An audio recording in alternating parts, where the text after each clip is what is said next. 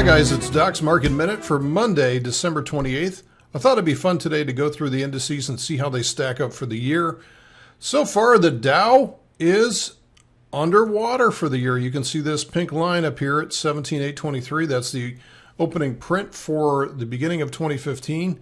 And so far, we still have, a couple hundred points to go before the Dow is going to consider closing positive for the year. So this will be the first time since 2011 that we've had a flat year. We are not even going to bother with the transports. The transports are way underwater for the year.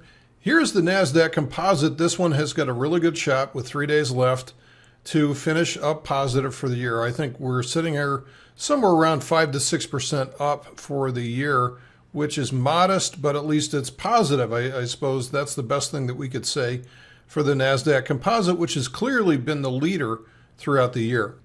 Here's the Russell 2000, and I would say there is absolutely no shot the Russell, with 3 days left to trade, is going to be able to get up and over overhead supply and close near the opening print of about 1210 for the year. So the Russell's been doing poorly, and this is reminding me an awful lot of this pattern that we saw here in beginning or end of 2007, beginning of 2008, where the Russell put in a rather large right shoulder, and it took a long time before eventually that right shoulder gave way and went down far below the Head and Shoulders target. So right now the Russell's looking weak and is probably joining the NASDAQ or the transports, for leading the market lower at this point. So we'll see whether or not this is going to hold here at 1100.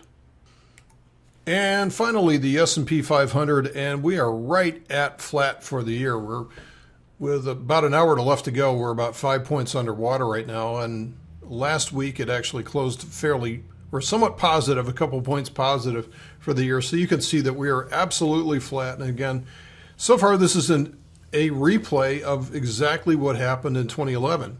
Now 2012, if we go back to that point, let's go back to here. 2011 featured a correction. So we had this up and then corrected, and then we came all the way back to flat for the year.